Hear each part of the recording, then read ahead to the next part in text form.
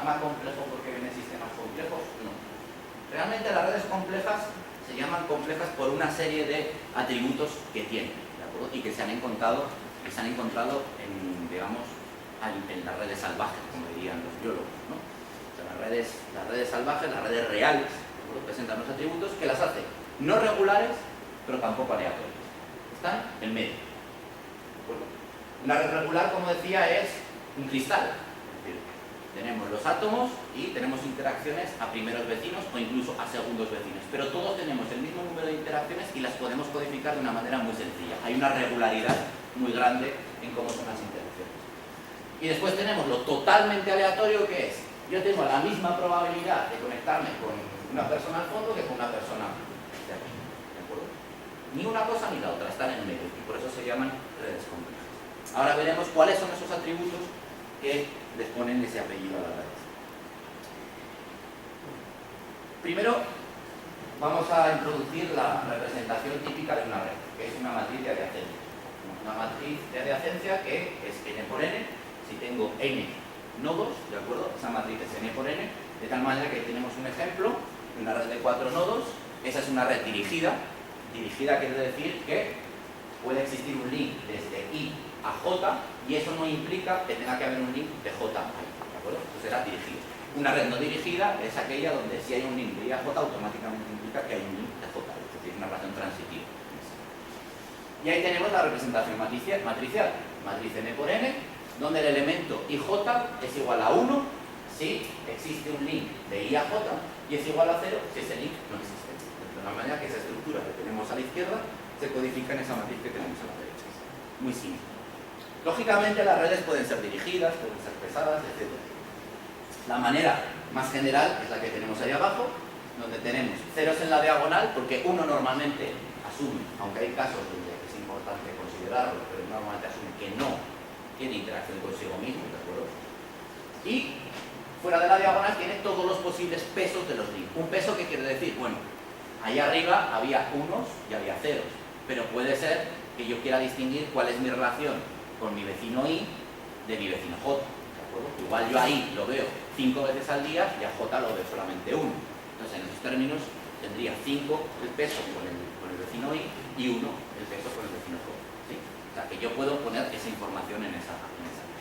Y al final nos quedaría esa matriz, que es la matriz de adiacencia. Normalmente las redes dirigidas no nos gustan mucho, eso hay que admitirlo, porque matemáticamente son mucho más difíciles de manejar. Hay muchos menos teoremas, hay muchos menos técnicas que se pueden aplicar a redes dirigidas que no dirigidas. Y una manera que se puede encontrar muchas veces en los libros de texto y los artículos es la simetrización. Simetrización básicamente es, yo asumo que el link IJ y el link JI tienen el mismo peso, y el peso es la media del link IJ y del JI verdaderos, y ya está, ¿de acuerdo? O sea que la simetrización es algo que normalmente, o es un pecado que comete muchas veces la gente que se dedica a redes complejas. Y pasamos para describirlo, para describir estas redes. Entonces, imaginaos que nos han dado una red, la red de Twitter dentro de la Universidad de Bahía, ¿de acuerdo? Tenemos todos los usuarios de la universidad y nos han pasado quién sigue a quién, por ejemplo, y tenemos una red muy grande. Lo primero que haremos será pasar esa red a una matriz de adiacencia, ¿de acuerdo? A IJ, perfecto. Pero ahora ya la tenemos codificada en una manera útil para nosotros, pero ahora tenemos que decir cosas. Es decir, ahora tengo que describirla, ¿de acuerdo? Entonces, ¿cuáles son los descriptores estadísticos que se usan en las redes? Pues son muchos. Y hay reviews, libros y libros para eso, ¿de acuerdo? O sea, no hay uno, ni dos, ni tres, hay muchos. Yo aquí he enumerado 5 que son, a mi juicio, los más interesantes, ¿de acuerdo? Y ya veremos por qué digo que son los más interesantes. Pero son la distribución de grado, que para mí es el más interesante, para mí y para casi todo el mundo, el coeficiente de clustering, las distancias, lo que se llamaría, bueno, no quiero traducirlo, betweenness, ¿de acuerdo? Entre en castellano, no sé cómo sería en portugués, y las correlaciones, ¿de acuerdo? Betweenness y distancias están muy relacionados, con lo cual casi es lo mismo. O sea que hay 4 conceptos realmente. La distribución de grado fue lo primero que se estudió al tener redes reales, y lo que nos dio la pista de que algo estaba pasando ahí, de que realmente las redes reales no eran, como he dicho, ni regulares ni aleatorios. Ya había algo, había algo. Y la distribución de grado no es más que medir la probabilidad de que si yo meto la mano en mi red y saco un nodo al azar, ese nodo esté conectado con K vecinos, ¿de acuerdo? Entonces, si yo voy nodo por nodo y miro las conexiones, puedo hacer un histograma, puedo decir, ¿cuántos nodos de mi red tienen conexión con una sola persona? Tantos. ¿Cuántos nodos tienen con dos? Tantos. ¿Cuántos nodos tienen con tres? Tantos. Divido esos números para el número total de nodos y ya tengo la probabilidad que yo estaba buscando, ¿de acuerdo? Y esa probabilidad normalmente se llama PDK, la P de mayúscula. Y bueno, PDK puede ser de muchas maneras. Lo que uno habría esperado, según la teoría de grafos clásica, ¿de acuerdo?, es que más o menos todo el mundo tuviera la misma conectividad, ¿de acuerdo?, el mismo grado, ¿vale? Grado, conectividad, número de vecinos, que es lo mismo, ¿vale? Que lógicamente no todos tuviéramos la misma, pero que hubiera una pequeña fluctuación alrededor de la media, que sería lo correspondiente a una red aleatoria, como la que tenemos a la izquierda. La red aleatoria, que ya veremos cómo se genera después, tiene esa distribución PDK que veis ahí abajo, que es una poissoniana, ¿de acuerdo? Tiene una media bien definida y hay una pequeña desviación de tal manera que hay gente que se conecta con más gente que la media y gente que se conecta con menos gente de la media, pero ese número, esa desviación no es muy grande. Y después tenemos esas otras redes de las cuales no he hablado hasta ahora, y que van a ser recurrentes, porque si vosotros cogéis un libro de redes complejas, van a ser recurrentes, que son las redes libres de escala. Ahora veremos por qué se dice libres de escala. Y esas redes libres de escala presentan un decaimiento potencial, ¿de acuerdo? Es decir, que si yo miro la PDK en estas redes, lo que me encuentro es que en la misma red conviven mucha gente de diferentes propiedades o diferentes conectividades.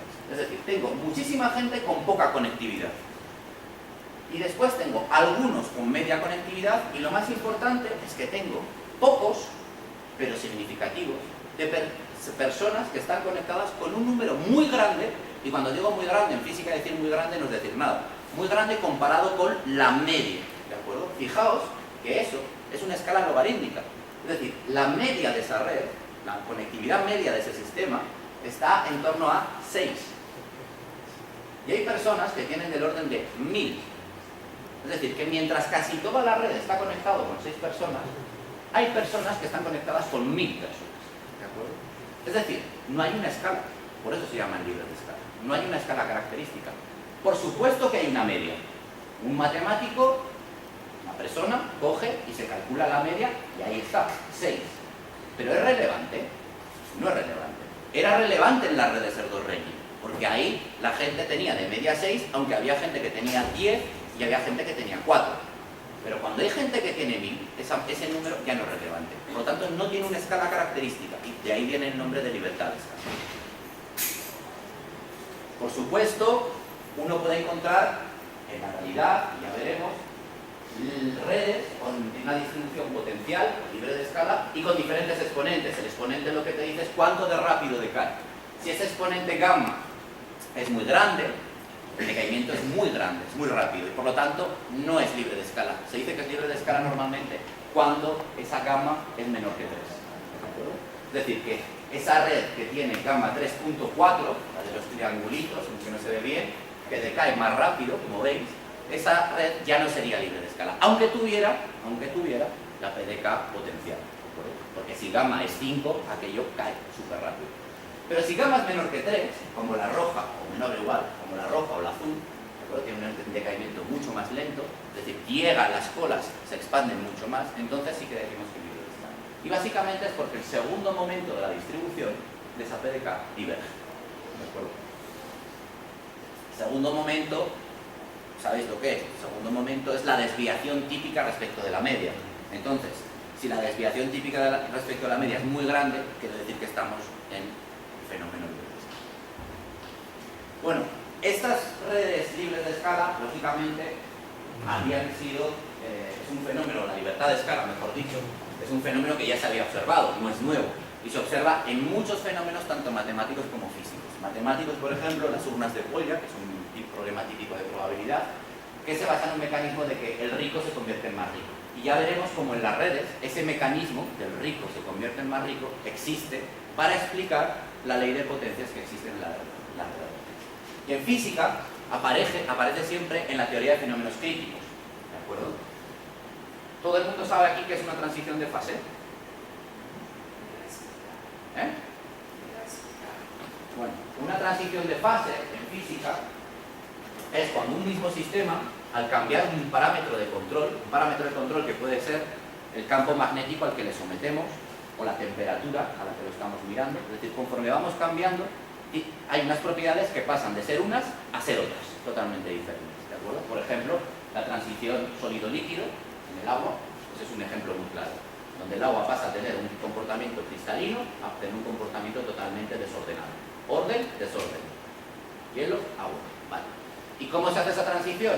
Pues se hace cambiando la temperatura. ¿Y dónde está el punto crítico? En 0 grados. ¿De acuerdo? 0 grados o 273 grados Kelvin, si queremos, está el punto crítico a temperatura y presionamiento. Bueno, pues lo que ocurre justo en el punto crítico es que las escalas típicas asociadas o a una fase o a otra no existen. Es decir, como tenemos que ir de un sistema con unas propiedades a otro sistema con otras propiedades, este sistema tiene unas escalas típicas y este otro sistema tiene otras escalas típicas, tenemos que hacer esa transición. Justo en el punto crítico, si yo pongo la probabilidad, o si quiero, si pongo la escala media que yo observo en el sistema, observo una ley de potencia, es decir, conviven todas las escalas justo en el punto crítico. Hay sistemas, que se llaman sistemas autoorganizados, donde yo no necesito tunear la temperatura, de alguna manera, mover el parámetro de control, temperatura, campo magnético, es decir, el sistema se adapta directamente hacia el punto crítico, de tal manera que cuando uno mide las propiedades, observa estas leyes potenciales para las escalas asociadas al sistema. Escalas que pueden ser, por ejemplo, los tamaños de los dominios magnéticos en un sólido magnético, por ejemplo. Es decir, ¿cuánto de grandes son?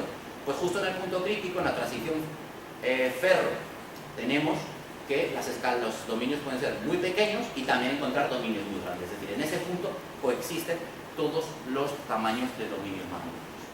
O sea que este fenómeno de libertad de escala no es nuevo ni para la física ni para las matemáticas, pero es algo que no esperaba encontrar nadie al ver las redes reales. Entonces aquí surge el gran interés.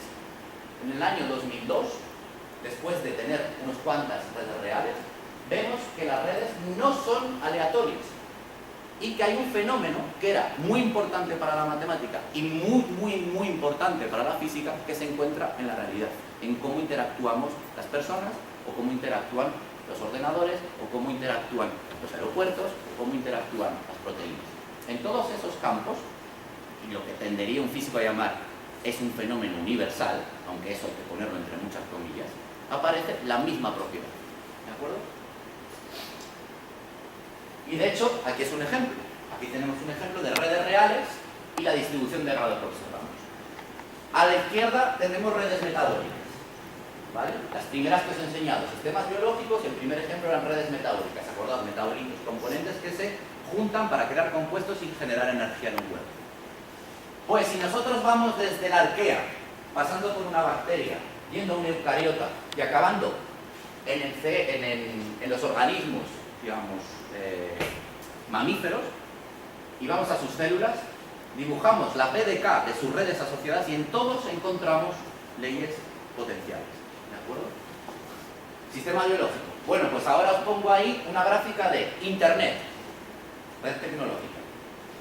La red de confianza, red social, donde uno comparte claves personales con otros. Entonces, el número de personas con quien yo comparto es mi grado. La red del cerebro, es decir, justamente la que os he enseñado antes. Redes compuestas por partes corticales. Y por último, una red que viene de cosmología y que por supuesto no voy a explicar porque yo ni la entiendo. ¿De acuerdo? En todas estas redes, que son muy diferentes y las interacciones quieren decir otras cosas, todas presentan un fenómeno de libertad de escala. Ninguna es aleatoria. ¿Qué es lo que cualquiera se hubiera jugado? 500 reales a que salía aleatorio. Ninguna. ¿De acuerdo? Bueno, dejamos la libertad de escala y vamos a otras cosas menos divertidas o menos apasionantes, ¿no? Porque fue la libertad de escala lo que movió el tremendo boom y la tremenda avalancha en cuanto a modelos, teorías y estudios en general que se hicieron sobre redes complejas. Esto es algo que los sociólogos ya habían hecho durante años, que es el clustering coefficient. La teoría te dice que si yo tengo dos amigos, es muy probable que sus dos amigos sean amigos entre ellos, ¿de acuerdo? Porque nos juntamos, se habrán conocido en algún momento y se habrán hecho amigos. Si a mí me cae bien él y a mí me cae bien él, pues es casi normal que se caigan bien entre ellos.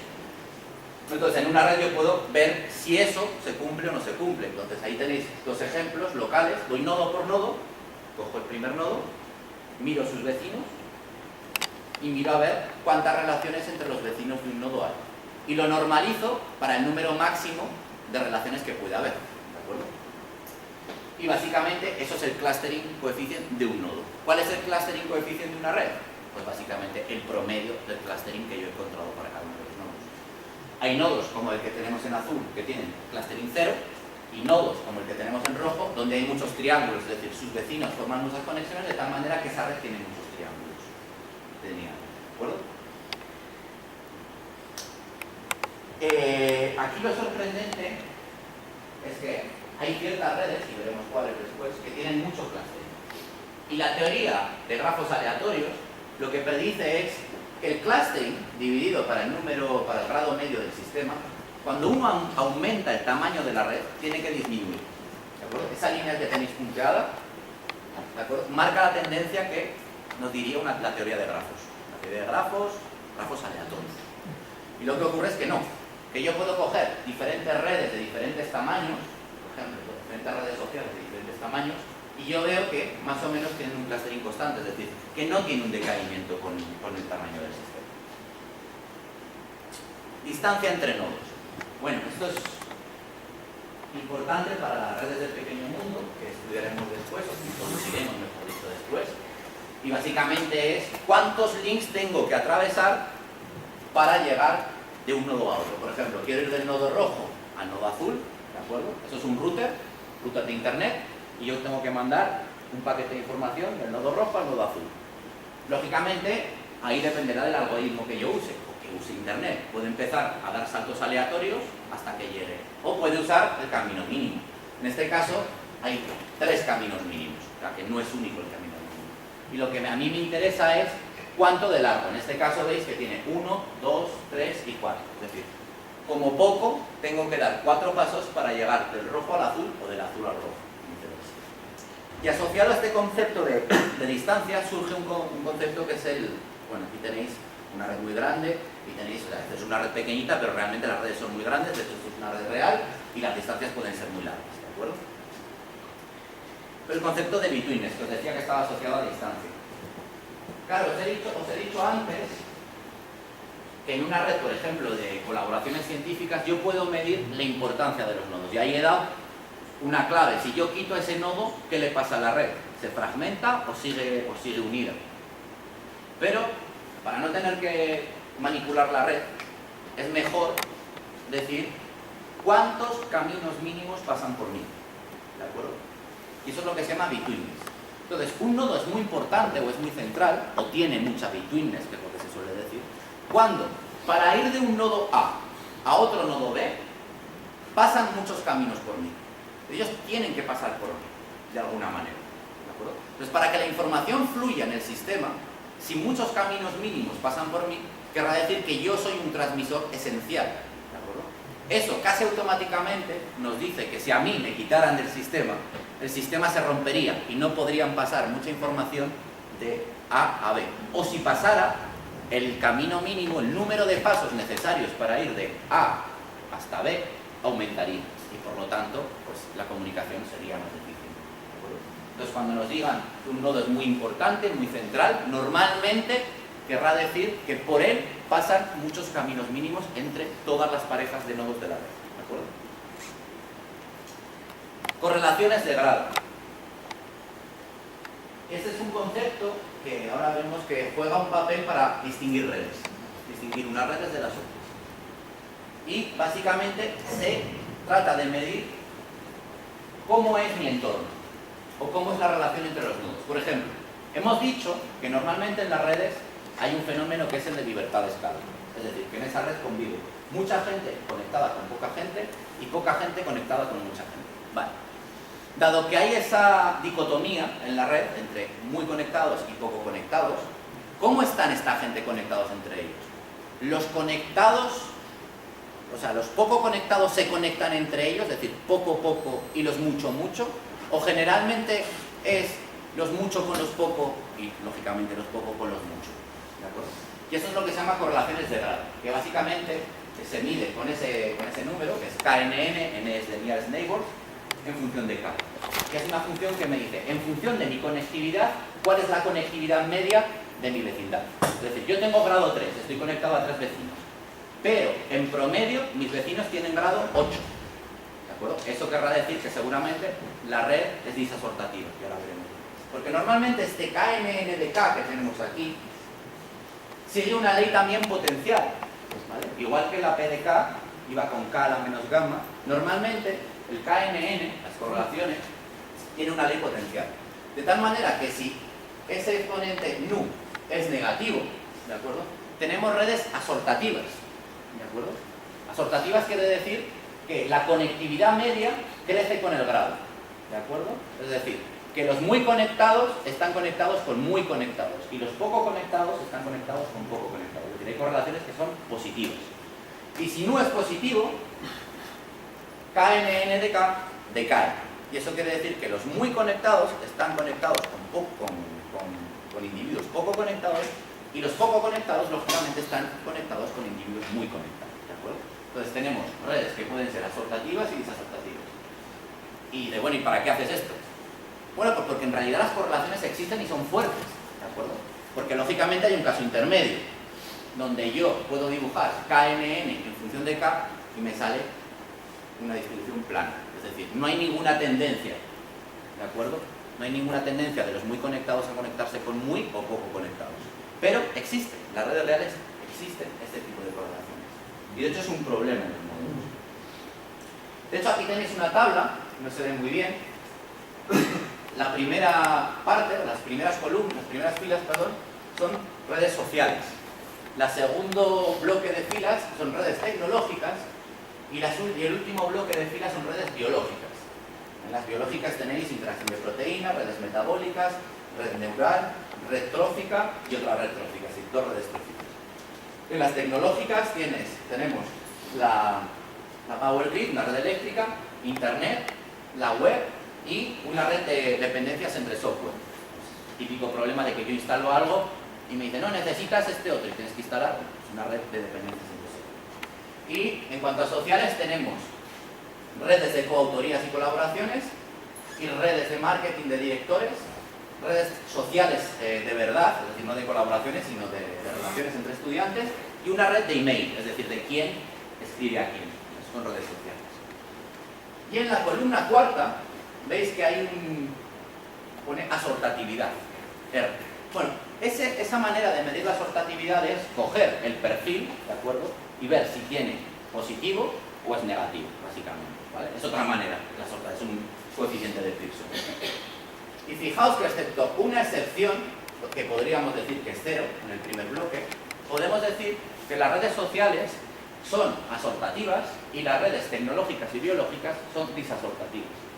Es decir, en las redes sociales la gente conectada tiende a conectar con gente muy conectada y los poco conectados están conectados con poco conectados, mientras que en las redes tecnológicas y biológicas es al revés. Lo cual tiene un sentido. Las redes biológicas fueron diseñadas de manera natural y las redes tecnológicas fueron diseñadas de manera no tan natural, pero al final han evolucionado de manera casi autoorganizada. Y una manera muy buena de protegerse de los ataques es que los nodos importantes no estén juntos. ¿De acuerdo? De tal manera que si yo tengo un mal aquí, la manera mejor de protegerme es que otro nodo importante no esté conectado directamente a mí. Mientras que una red social, normalmente la gente quiere conectarse con iguales. Y la gente muy conectada o muy popular, normalmente al final acaba siendo también vecino de gente muy popular. ¿De acuerdo? O sea que se entiende eso, tanto a nivel científico como a nivel personal. Eso ocurre en nivel social. Entonces, como veis, podríamos decir que las redes reales en diferentes ámbitos tienen un mismo fenómeno, que son libres de escala, lo cual, como digo, fue shock para la gente que había estudiado teoría de grafos y shock para la gente que había estudiado modelos de campo medio en sistemas sociales, biológicos, tecnológicos, etc., etcétera, y que de repente vio como que los patrones de interacción no eran para nada de acuerdo con lo que ellos habían asumido. Pero además de que todos son así, tenemos como dos tipos: asortatividad social y disasortatividad en modelos de tecnología y biología. Aquí tenemos otra tabla más grande: social, information, tecnología y biología. Y aquí tenemos también el clustering. Y bueno, hay otra característica de las redes sociales, que es que además de tener asortatividad positiva, tienen un alto valor del clustering. Como veis, para tecnología y biología, que son las de abajo, y las he puesto también en rojo, el valor del clustering es muy pequeño, ¿de acuerdo? Mientras que para las redes sociales el valor del clustering tiende a ser muy alto, ¿de acuerdo? Del orden de mayor de 0,1. 0,1 es un valor de clustering muy alto. Y bueno, hasta aquí, digamos, la introducción a los descriptores estadísticos, ¿de acuerdo? Ahora pasaríamos a la parte de modelización. Pero si hay alguna duda, yo prefiero que sea aquí ahora, porque ahora viene una parte totalmente diferente. ¿Alguna duda? ¿Pregunta?